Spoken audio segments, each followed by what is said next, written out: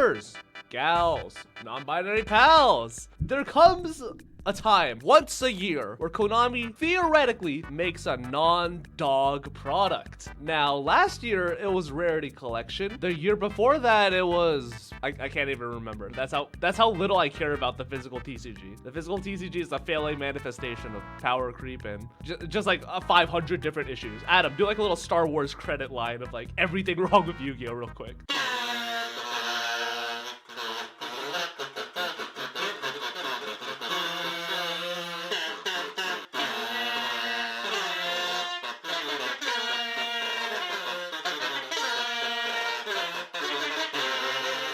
But we finally got leaks for Rarity Collection 2. Well, not really leaks, but we just got the releases. A bunch of Yu-Gi tubers got sent cases, and the reprints were not that good.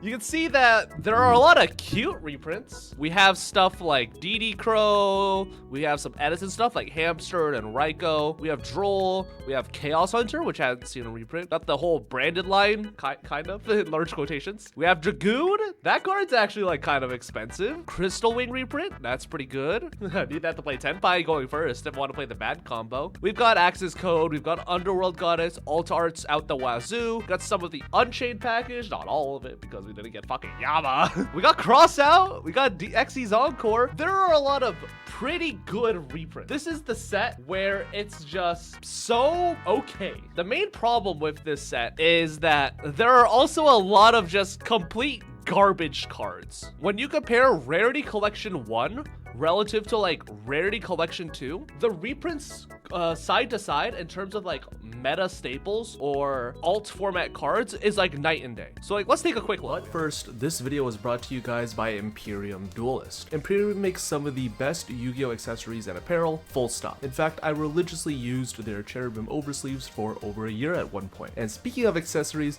we've come together to create the Hoppin' Around playmat. You're all my little drama frogs, and I wanted to create a piece of art that is actually some form of usable merch. It comes in two colors, monochrome and hot pink, which is my favorite color by the way, and I am in love with how they turned out, both the single and two player variants. Pick up a playmat, be sure to use my code Stevie10 on all products for their site for a 10% off discount, and be sure to tag us when yours comes in. 35 to 40 relevant reprints. Now, when you look at these are all cards that actually did need reprints. Now, the big problem is that Rarity Collection 1 gave us a ton of reprints for cards that we didn't actually have easy access to yet. Think of the price of like Nibiru pre-Rarity Collection. Think of like Ash Blossom pre-Rarity Collection. Spheres, Droplet, Prosperity, Evenly Matched, Imperm, and like these still are cards that are worth a considerable amount of money. Like most of these cards still do hold pretty decent value just because these are like pretty in-demand cards. Like these are cards that you could put into any fucking strategy. This is just the staple out the wazoo collection. Like all these QCRs are so insanely relevant. Barone,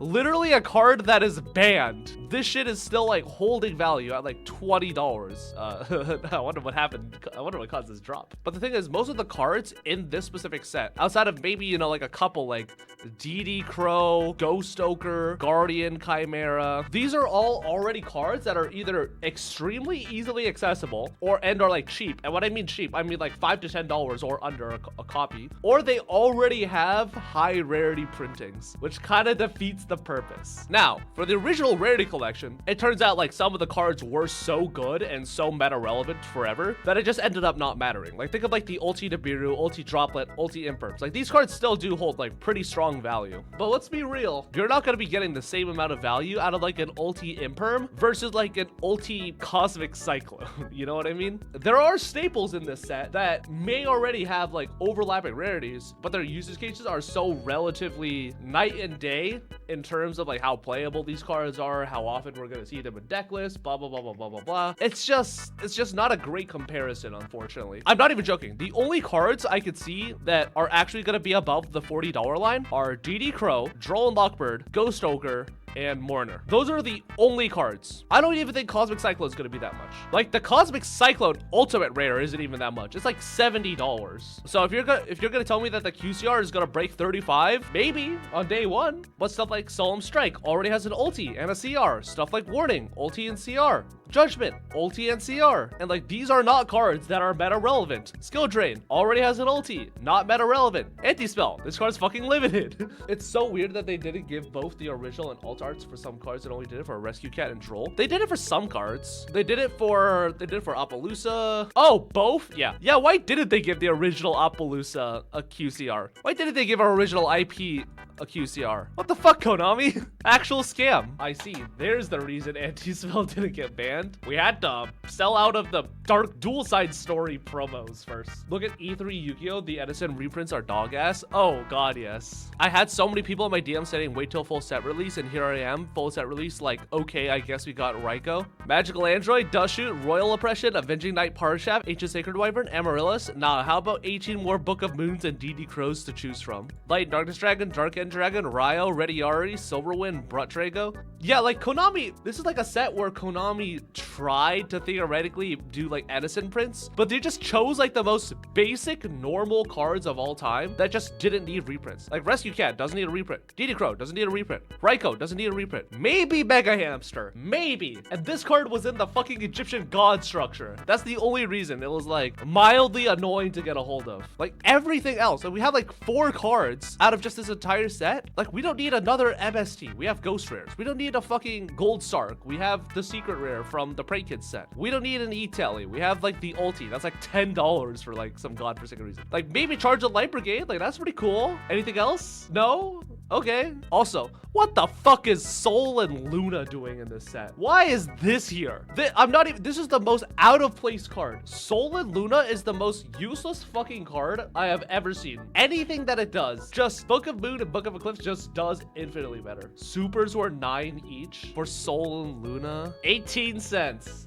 Wow. Nah, Snake and Luna is the goo. Check out the Snake Eye Road to the King here. I'm gonna be real. Anything you read on Road to the King as a fucking deckless tech, take with an extremely large grain of salt. There's a reason why the OCG meta game looks so different. Who the fuck cares about a Loomer? Branded Despia players, I guess. Also, branded Voiceless? That was also a card. Why do they keep giving cards of Starlights 25ths? The thing about Starlights is that it feels like Konami made a giant whoopsies with them, where they made Starlights a little too difficult to get. You know what I mean? One of the big issues with Starlights was that those things were basically 1 per fucking case. And if you got like the bad Starlight, you wanted to fucking shoot yourself. When Chaos Impact came out, you either pulled IP Masquerena or you wanted to fucking shoot yourself. One of my friends, Kelvin, pulled the Gorgon Evil Eye. He just stared at it with like this look of disdain. Like, god damn it, wrong fucking Link monster. It was actually like insane for how rare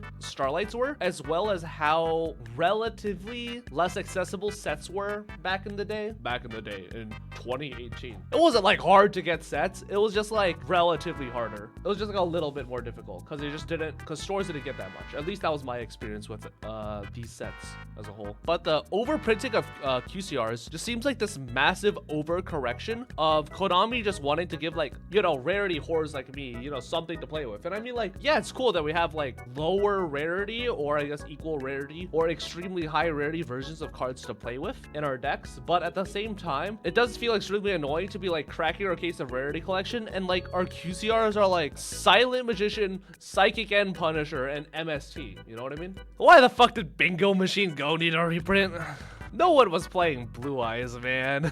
Joseph, stop being a joyous sad sack. They're gonna reveal the good cards from RC2 at release. I expect at minimum the Bellstar, Wanted, SP, Diviner Thrust, and Chaos Angel. First of all, anyone who expected high rarity cards from the main set to be printed into this set, I'm sorry, but you were fucking trolling. Like, these are cards that are gonna come out in, at earliest, the 2024 Megatons. That's the main fucking problem with these reprint sets, is that everyone gets way too overexcited for what a reprint set might have, and then they're just gonna forget the reality that Konami is still, at the end of the day, it's fucking Konami. They made the fucking Dragon Link slot machine. And I think that for once in his life, Joseph did say it very nicely. I got the most yelled at I've ever been for saying this is a cynical attempt to capitalize on the success of the first. They've reprinted almost anything pre-EGOB that was money. Set your expectations low. Always bet against the multi-billion-dollar company being generous. Like, absolutely. Like, he's just 100% correct. Rarity Collection 1 was absolutely the exception to the rule in terms of Konami not being a greedy piece of shit. We had Rarity Collection 1